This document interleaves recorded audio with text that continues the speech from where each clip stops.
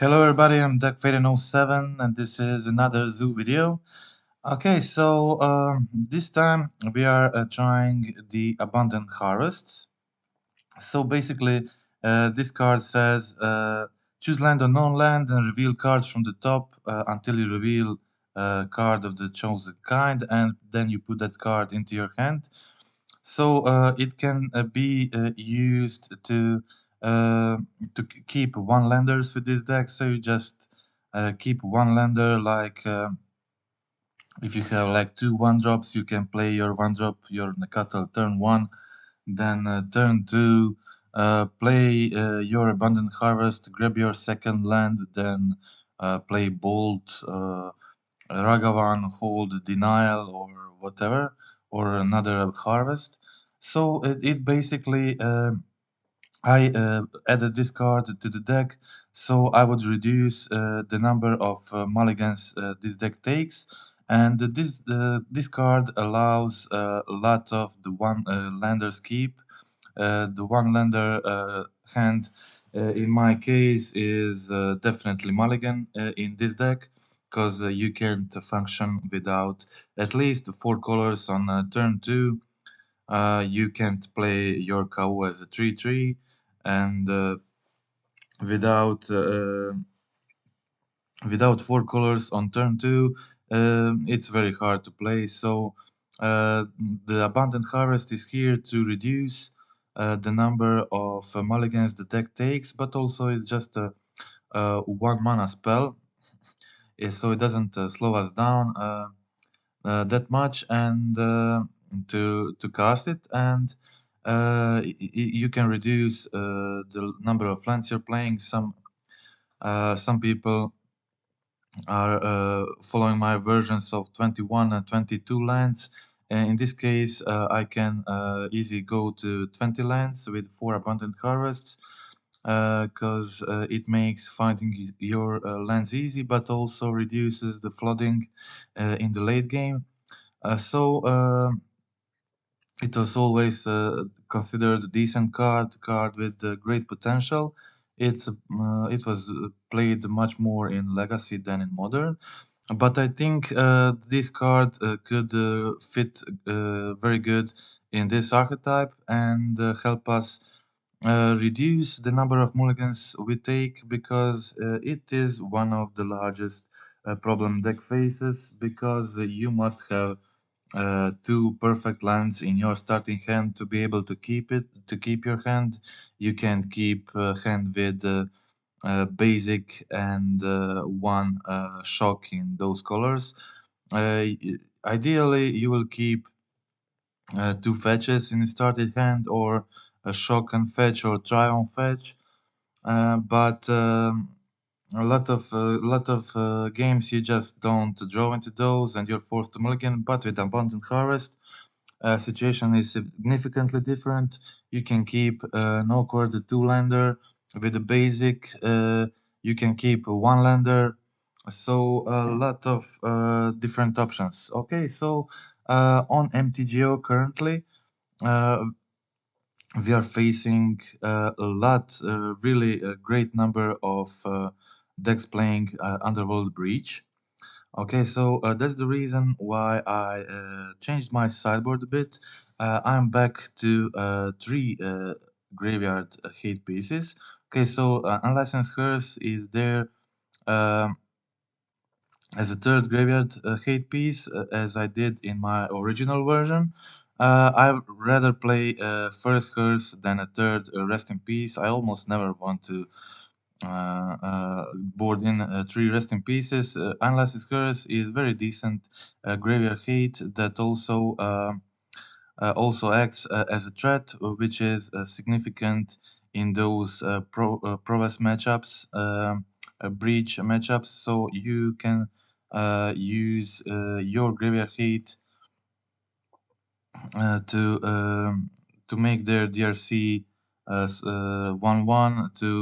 If you draw it on turn 2, of course, you can make breach bad for them, remove lava darts on time, stuff like that. But it's also, if you play it turn 2, it can grow very quickly to a large threat. which can then swing back, end game and swing back with some burn spells in your hand. So it's a really good card, of course, but as I said, I just rather play first Hearse than the third Rip.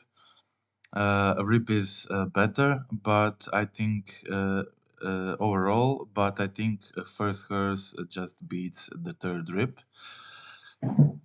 Okay, so Flusterstorm, as usual. This time we are playing 3 Hiritsugus because recently Grixis became a lot more popular, gaining a lot of popularity, but also other prowess variants playing Underworld Breach.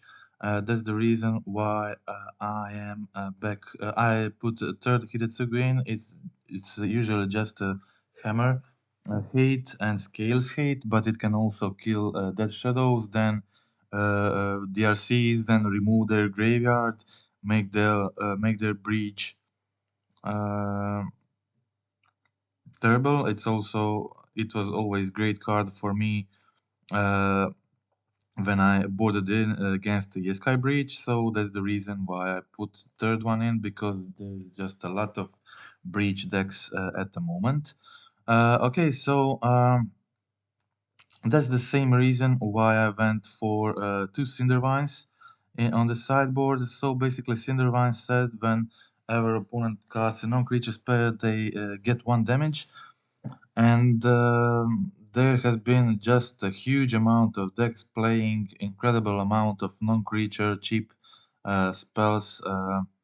So I think, and most of these decks like Prowess, like Breach variants, Grixis, they play a huge amount of non-creature spells, as I said, but also some of them play Blood Moon. So it's both very good Blood Moon hate. You can just put there turn 2.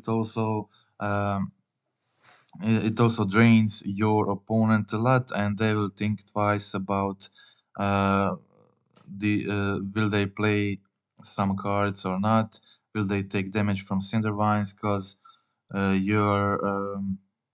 your burn spells are very powerful, and it can end game very quickly. So that's it. And I also switched back from Mystical Disputes to Veil of Summer because, again, same reason, because the Grixis gained a lot more popularity. Right now, basically 4 color piles. I very rarely see on online play, and the Prowess and the Breach and the Sky Grixis variants have been just, especially Grixis, have been very present in the metagame currently, and that's why I'm back on Veil of Summer. Also, switched from Wear Tears to Natural State again. I think 1 mana, being able to cast to kill artifact for 1 mana is very important here. And its Natural State is the best artifact enchantment hate for this deck. It's 1 mana, and so the Leyline Binding and the mirror matchups just haven't been played as much lately. So I think Natural State is a better card at the moment. Okay, so that's it. I didn't play a lot of Zoo. I played just 3 leagues in the last month, and all 3 leagues were with this version. I finished 2 of them 4-1. One league I finished 3-2, and so we'll just go and watch some games from that 4-1, one of that 4-1 leagues. Okay, so I think this is it. Okay, so playing first, having decent hand, the monkey, 4 colors in hand. I can cast Scion for now. I decided not to go for land here because I had the ability to play a Scion for 4 mana next turn. Okay, so my opponent takes damage. I remove Fable from their hand, so It's probably they're probably playing some creativity version. I play their Fable, play my cow. They're already on a 10 life, and I have Tribal Flames in hand, so obviously pretty good situation for me. I discard just one binding because I don't need another one. So I didn't even need to attack because I had the flames in hand, but whatever. So very easy game. Creativity is usually not a hard matchup, but this was definitely overkill.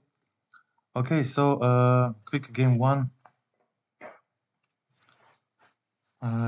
Game two against creativity, match one. Okay, so I think the Abundant Harvest is a very good option for this deck. I've never been sorry to draw it. If you draw it late game, you can just replace it with another card, so it's not a problem. All your other cards are cheap, so if you have like 4 mana, you are definitely you'll be able to cast whatever you draw with it, so you're good. Okay, so it was good for me in this situation too. I had binding in hand, two stubborn denials, flames in hand with Scion, so definitely a tough job for my opponent here. They go for persist, but I have two stubborn denials in hand, so I can just stubborn denial here, treble flames them, attack them, put them on 1 life, making them unable to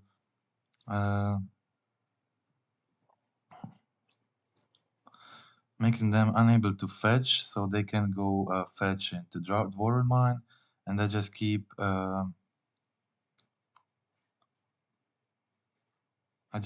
the Stubborn Nile up. They don't even try to go for it, so they go Leyline Binding my Scion, but I have another denial. Sorry, I play Leyline Binding first, because if you Leyline Binding, the Leyline Binding when it enters the battlefield, nothing happens, and that was it. So I didn't need to use my Stubborn Denial even. Okay, so that was game one against my creativity opponent. Match one, sorry.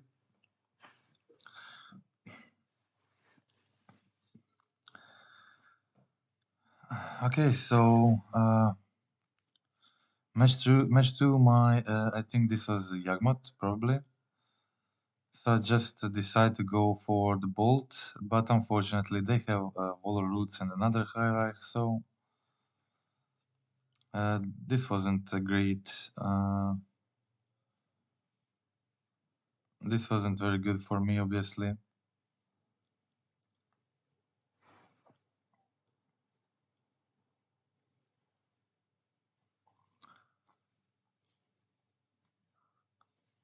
I go for another land, I think. Yeah, I go for land. Get my domain.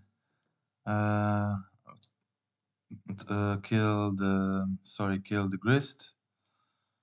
I have another Tribal Flames in hand to kill Yagmoth, but unfortunately they are able to.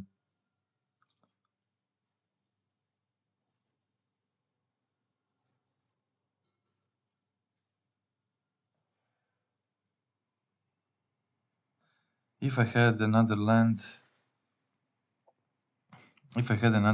I would probably try to double Tribal Flames them. But unfortunately didn't draw another land last turn to hold the Stubborn Denial. So unfortunately had to use both of Tribal Flames to kill my opponent. I could have just went to face, try to pressure their life total, but they would definitely kill me when they are tap. So it wasn't really an option. I just removed Grist, play my Scion. Still not able to hold this stubborn denials. So this was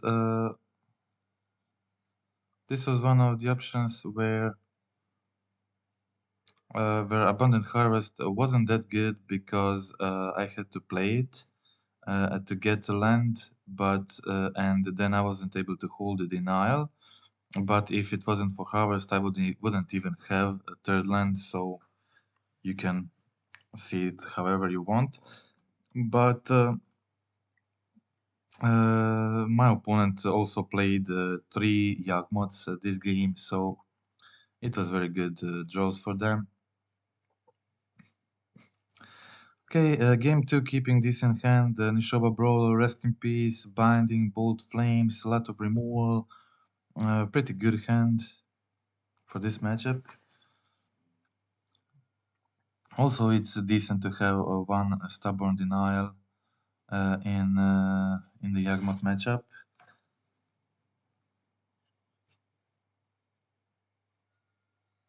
I didn't have a third land again, so I just decided to hold. I decided to hold this. They went for Grayscale my Nishoba, unfortunately, but I was able. They didn't play a land last turn, so that's the reason why I went for Leyland Binding on Birds, because I was able to kill the Grist with the Scion attack next turn. Then I was able to go Rest in Peace, hold Denial. So pretty good for me. They played the Sheldred, but I had the lethal in hand for next turn, so that was it.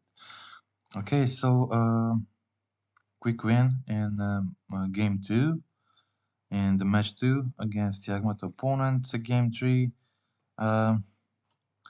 Game 3, I always leave 2 Ragavans in because Ragavan is better in this deck than in others, because you can give it first strike with Scion, and it also you have a great amount of removal here, so you can always clear away for Ragavan. I wanted to definitely go for the Triumph here, so that's the reason why I decided, and I definitely wanted to kill this guy as soon as possible. So things were going on decently here. I went for Kavu. Attack with Kavu, go for second Kavu. I had plenty of removal in hand for Yawgmoth, so I wanted to use the binding first. They didn't sack anything in response, so that was pretty good for me. They weren't able to use the Yawgmoth actually. And I drew into third Tribal Flames even, so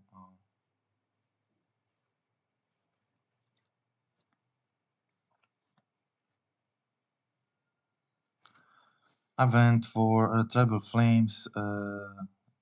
Immediately they Bossage you the binding, but I had another binding in hand, so they could only maybe try to do something in response, but not much. I with the 2 flames in hand, I just don't care about this. Of course, they could draw a few cards, but yeah.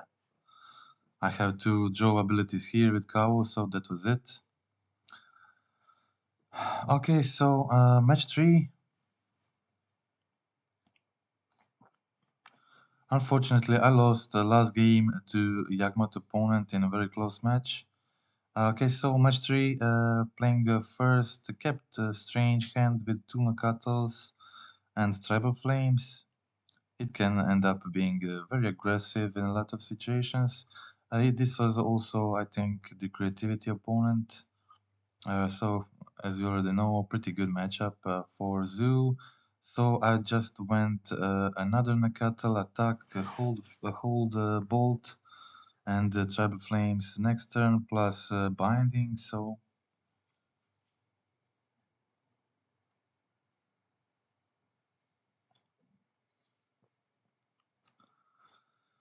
And they're on full life here, even if they make Archon, I still kill them, but yeah, of course I go for I go to end the game here, kill the token. So very easy game one against Creativity. Nakatal. While Nakatal is a very good card here, just getting 3 power on the field turn 1. It's a great pressure for the Creativity opponent. Okay, my opponent goes for a Vren. Unfortunately, I didn't have Stubborn Denials but Fluster Storms in hand. I just play my threat here. Now they have Bolt plus Vren Ping. I had to use a double Fluster here to counter the Persist. Decided to leave Stubborn Denial in hand and use the Fluster Storm. So Stubborn Denial is much better for me in this situation, where if I draw another threat, it's just an unconditional counterspell. So I did find Nishoba Brawler. So I was able to Stubborn Denial their next Persist, and my opponent is now on 2 cards in hand. I have the Binding, so if they have another Persist, it's bad for me. I need something else. Unfortunately, just another land from the top.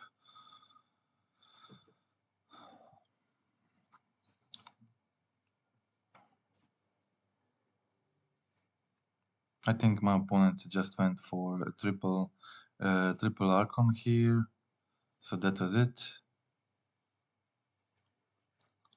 Okay, yeah, that was it. So that was game 1. In this case, my Creativity opponent was the winner. But it's a pretty good matchup, as I said, especially when I'm on the play. Sorry, what happened? This is not a right. This is not a right match. Yeah, this was the first one, I think, or not.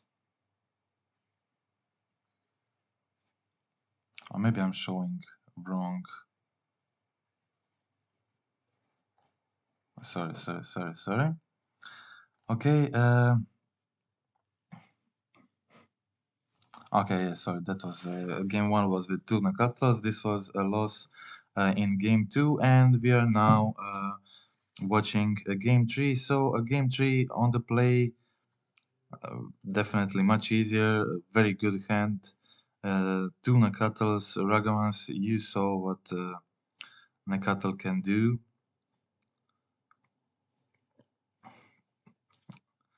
So my opponent goes for double Totsis, which is just very good for me.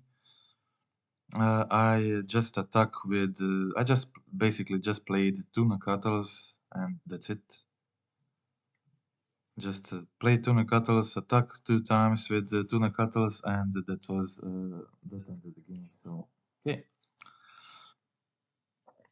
Okay, that was my second Creativity matchup in opponent in match 3. And it's time for match 4 in this league.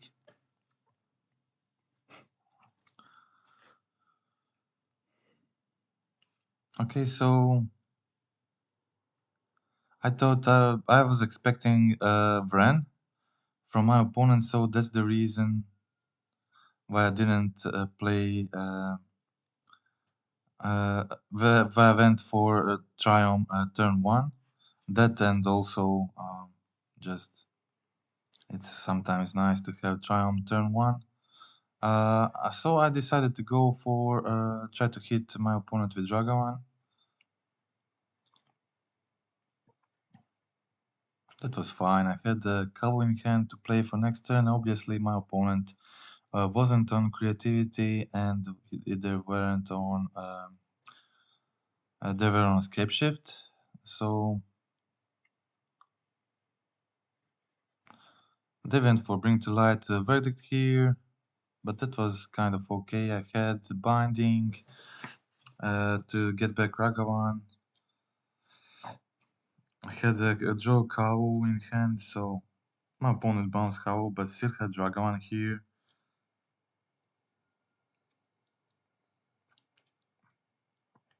They didn't have 7 lands for next turn, but they did have a Dryad. Fortunately, no cards in hand to be able to play Scapeshift and another land this turn. And I was able to attack for lethal in the next attack, plus Tribal Flames, of course.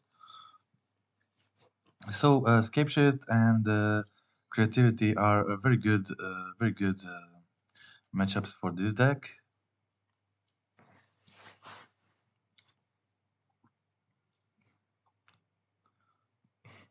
So I went for Ragavan turn 1 in spite of their having laser, but unfortunately they pinged the Ragavan, but that's good in this situation because I was able to bolt their Wren, and Wren is much more important for them in this matchup than for the creativity opponents. Okay, sorry, I didn't mention in this version I played Leyline of Sanctity, just experimental. Tried it and it wasn't. I didn't board it in almost ever. Maybe 1 or 2 times, like here against my Scapeshift opponent, so they can't target me. So because I killed the first Wren, I decided to kill the second Wren too, binding their binding and get back my Kabu. I didn't even want to discard the Leyland here, they were so high on life, and I decided to just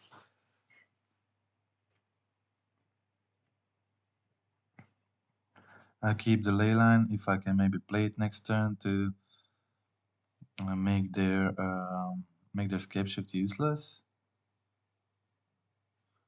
So I just went for the attack. I had the option here to play both of my threats and go for kill next turn, or play Leyline, be safe from the Scapeshift. I decided to just play my threats, leave the Leyline in hand, and they didn't draw into kill, so that was it. Okay. Okay, that was it, and I also have one loss from the Yagmoth um, opponent, but last game was a loss from Yagmoth opponent, but we already saw a match against Yagmoth in the second match, and I'm in a little bit of hurry. So I will just keep this video short and just try to show you a few situations where I was able to use Abundant Harvest in my favor. We didn't encounter it that much in this league, but overall it was just a very good option for me. Um I think overall, over the 3 leagues I played, I mulliganed a lot less thanks to the Abundant Harvest. There were more than a few situations where I kept a one-lander with the Abundant Harvest. It worked out pretty well for me. So in some cases, like you saw in the video, you will be forced to play the harvest to get that land, and then unfortunately not being able to cast your bolt or stubborn denial. But if you didn't have harvest in the beginning, you wouldn't even have that second land, and you wouldn't be able to get full domain or whatever. So I don't think that's bad thing. Just you got to be careful of sequencing in some matchups where it's more important to uh, uh, keep keep a spell in hand than it is to play another land. You will just do it like that. So that's it. The sideboard here is a little different than you saw in this previous league because I had Leyland Sanctity there, but Leyland Sanctity just didn't work out for me, and there isn't that much a scam currently in the leagues. Almost, I can't remember when I last saw Ragdoll scam. So it's not very common now. So I just rather have this breach breach hate cards because it's just a very common. We didn't see it in this league, but I just played a huge amount of the games against it in the last few leagues with various decks. So that's it. Okay. Um, that's it for this video. Until the next time. Goodbye. If you like the video, subscribe to the channel, like the channel, and I'll see you in the next video.